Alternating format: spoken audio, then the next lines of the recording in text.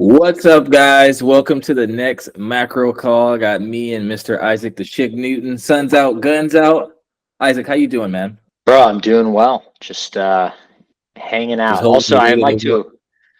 Yeah, I'm Atlas over here. On my shoulders. I'm working out the shoulders so I can hold the world up. Yeah, exact. Thank you. I'm holding the market up. Not doing a great job, but no, I'd like to apologize about my athletic aesthetic going on over here. I just got back from the gym and it's very hot and the AC is not working, so you're gonna have to. Yeah, ignore my casualness in this video. All the women are like, boo-hoo, we have to look at your fucking ripped shoulders. Fuck me. Yeah, well, don't tell the missus that. He's a faithful man, guys. So look but can't touch. Sorry.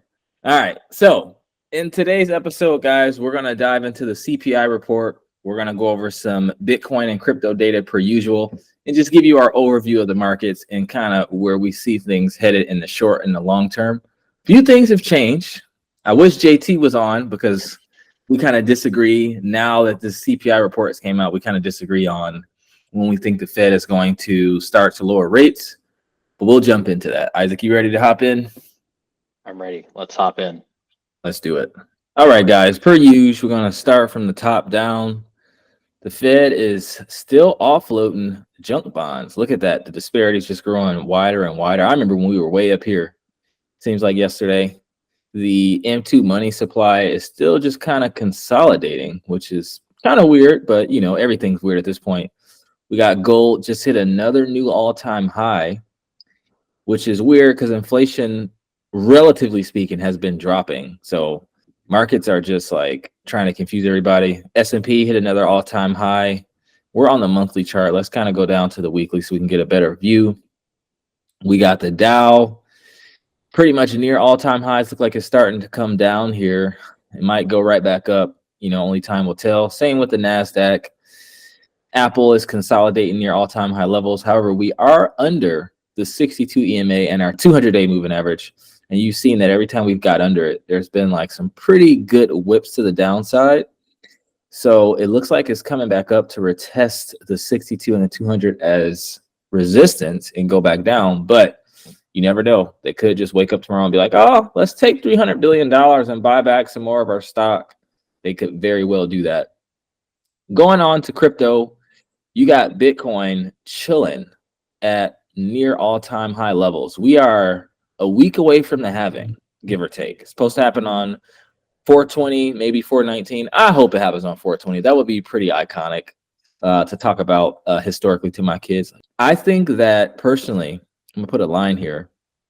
I think to confirm the trend, because you kind of see like momentum and volume kind of stalling out. You know, they say the longer the base, the higher the chase. But you know, I want to see it get to the big even level of 75,000. So I want to see it come up here, test this as support, and I want to see a nice big green candle close, not print, but close on the weekly. On the monthly, even better, even more confirmation. Until, you know, I can confirm that. Because I think if that happens, we're for sure going to six figures here in the next 2 months, in my opinion. We got Ethereum kind of consolidating as well. We are waiting for the ETH ETF deadline. It's in May. It goes from May all the way to August. Multiple applicants. And then we have the total crypto market cap. This is a good sign. It's turning previous resistance. You can see it was resistance here, was resistance here, resistance here. And now it's testing it as support, building up a pretty healthy base. I love to see it, love to see it. And we got stablecoin market cap dominance still in bull market levels, which is good.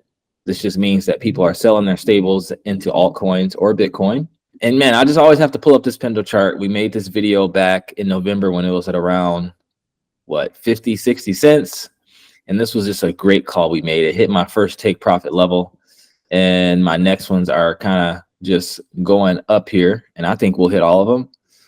So guys, yeah, if you want to get access to our buy and sell calls, our yield farming course, all that stuff, and just really be able to profit and make money with an elite group of people and coaches, click the link in the description, book a free strategy session with our team. We made some pretty good calls in the RWA space, and I think that this will continue after the halving. I'm going to make a video on my channel that kind of shows that after the halving, Bitcoin dominance kind of drops off. That money flows its way into alts, and the projects that increased the most, historically speaking, actually didn't exist until after the halving. So we kind of got our eyes on projects that are going to spring up and launch a token after the halving, because I think they'll do really, really well just with all of the market mania happening. So now I want to kind of talk about the Bitcoin ETF, because people are saying like, oh, the ETF, the volume doesn't have to keep increasing. Bitcoin is, it's at all-time high levels. The momentum is there, the vibe is there, and the narrative is there. But, I would disagree with that. So I'm going to pull this up. So this is the Bitcoin long-term hodler net position change. So Bitcoin obviously saw big monthly returns in February. It was up 43.5% actually, but things have kind of slowed down since. And right now, actually, currently, Bitcoin has had a negative monthly return in April, and it's on pace to have its first red month since August 2023.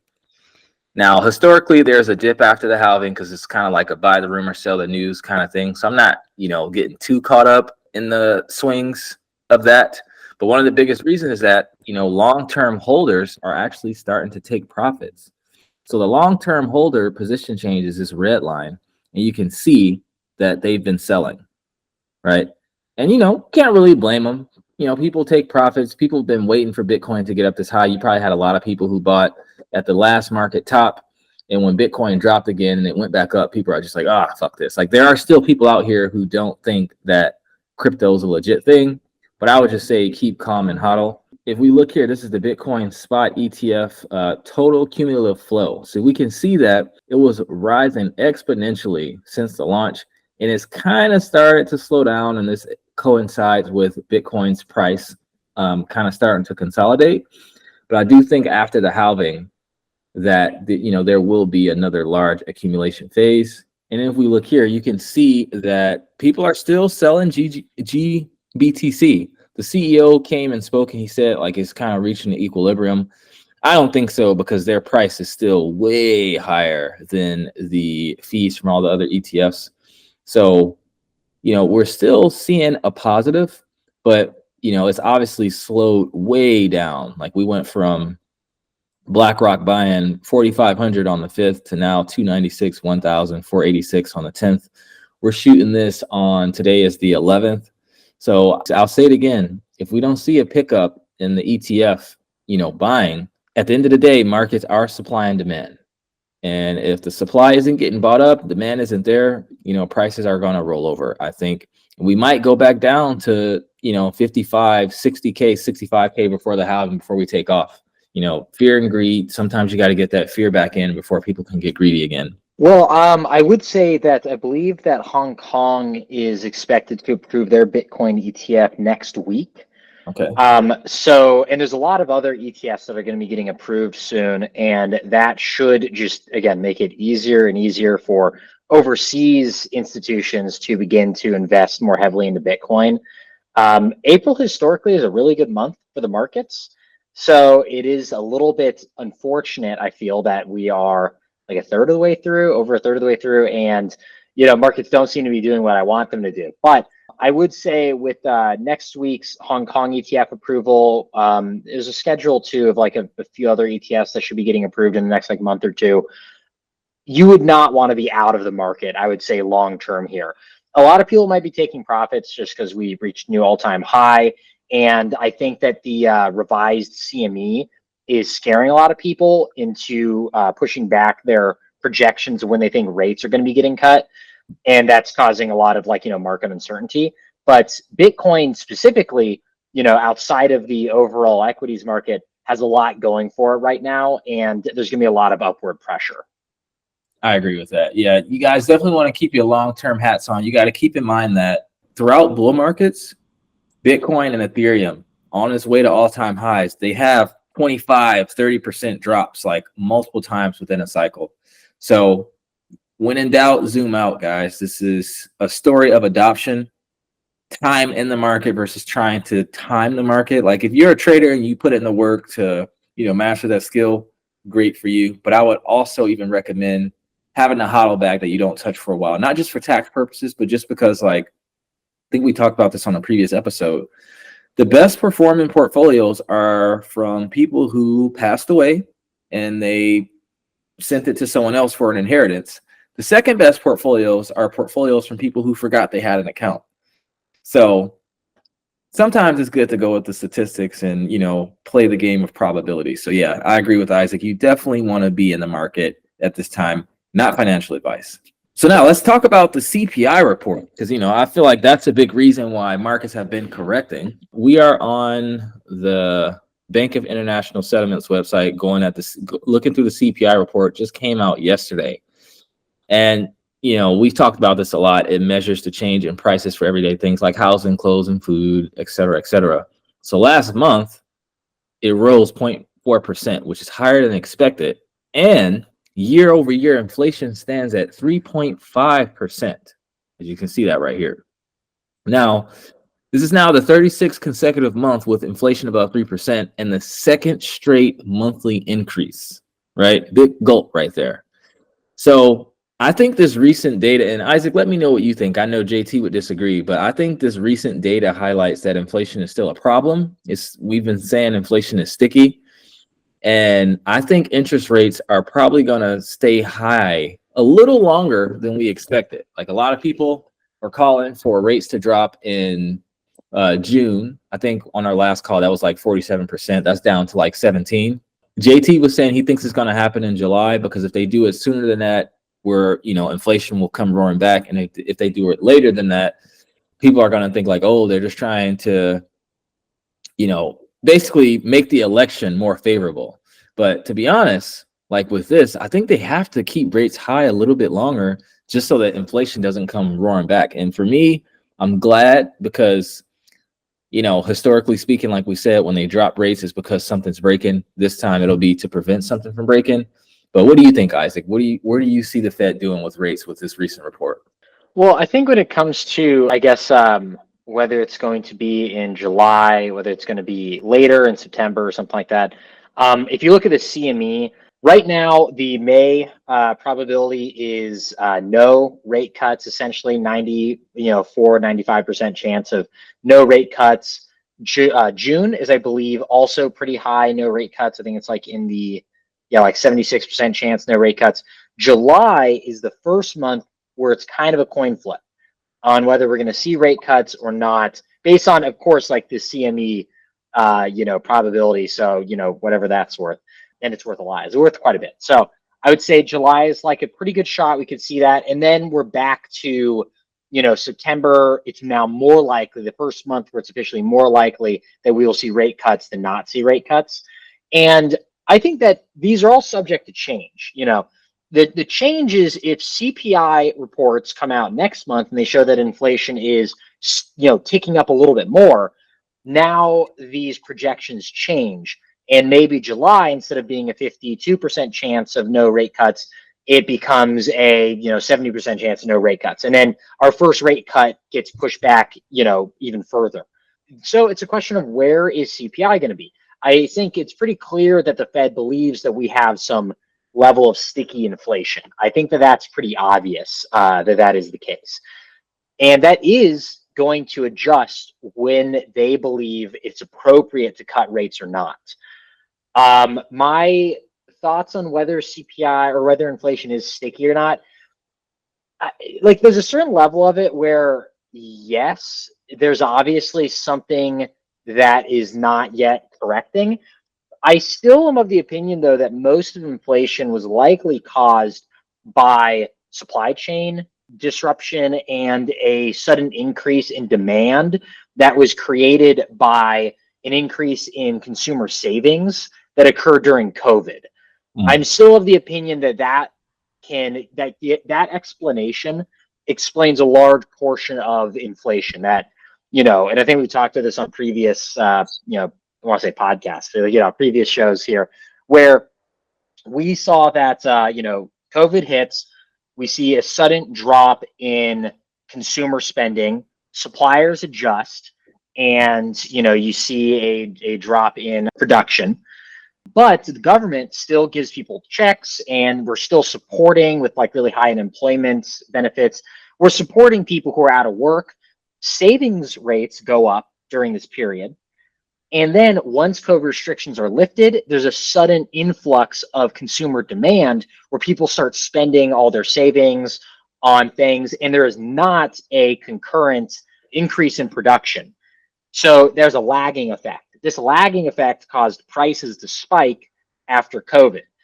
I think that production has now increased to the point where it is meeting demand for the most part. A lot of supply chain disruptions that we thought we were going to have back in 2021, 2022, like the Ukraine war, this sort of stuff, it ended up not being, I think, as big as we were expecting them to be.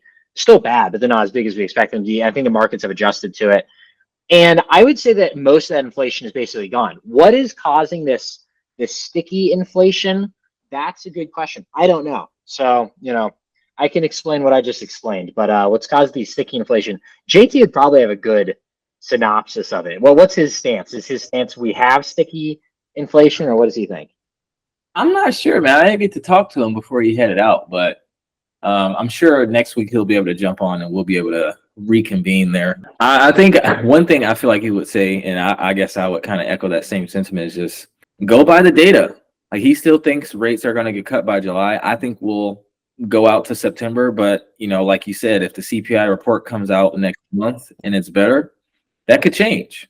So either way, I still think it's going to be a good year for crypto markets. Being it this election, all these ETFs, the halving, BlackRock and their Biddle fund. Like, it's just a lot of things happening that I think the market's beefed up and toughen up enough to, be able to survive a few dumps if we do start lowering rates, because we're trying to prevent something from breaking. Yeah, I would agree. That's a first. You guys heard it here first. Isaac agrees, not concur or in accord, agrees. What can I say? I guess the question. I'm humbling myself. There you go. Are you you making any changes to your portfolio? I haven't. I'm still just kind of doing the same. Yeah, it's not as fun being in altcoin markets when you're in a dip. But as you know, I've listened to the wise words of I think it was Jacob Rothschild, who said, when asked, how did you make all your money? Like, how did you become so rich? He said, by never selling the top and never buying the bottom. And the reason why is because it's almost impossible. It's damn near impossible.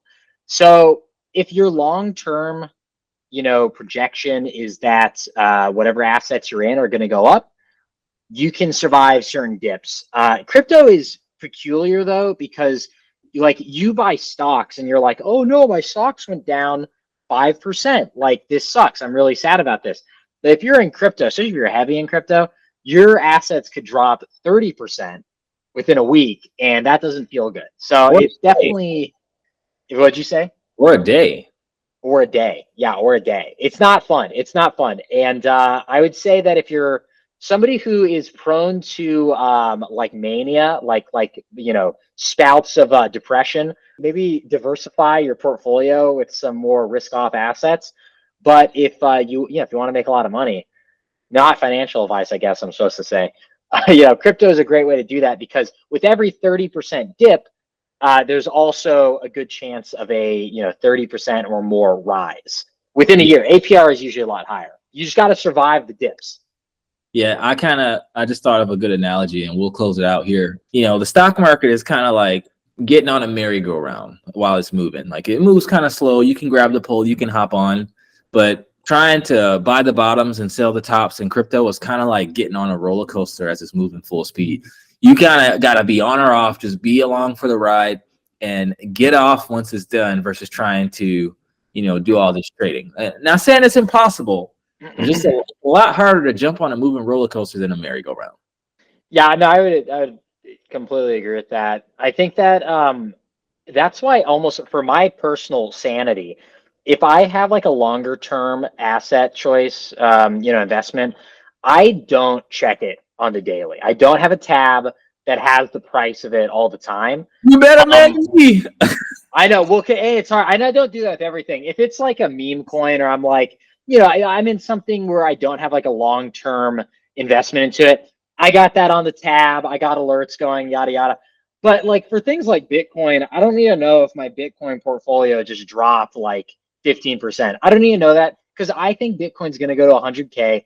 likely, I think, within this year. And, you know, if it drops to 50K before that happens, like, you can, for the most part, save the mental anguish by not looking at it. That changes, though, if you have like your whole portfolio is in Bitcoin or something, because then you got bills to pay, and that's a different situation. So, Yeah, you know, yeah. let's keep Also, that in mind. yeah. Also, just going back to what you said about like if you're prone to depression, it really comes down to knowing yourself. Because for me, I am a more risky person. I can handle high amounts of risk. So if that's the case for you, it could be good to check it, because once things drop, you know, it's like seeing something on sale. Crypto is like that one place where everything goes on sale and people leave out of the store. They run out of the store.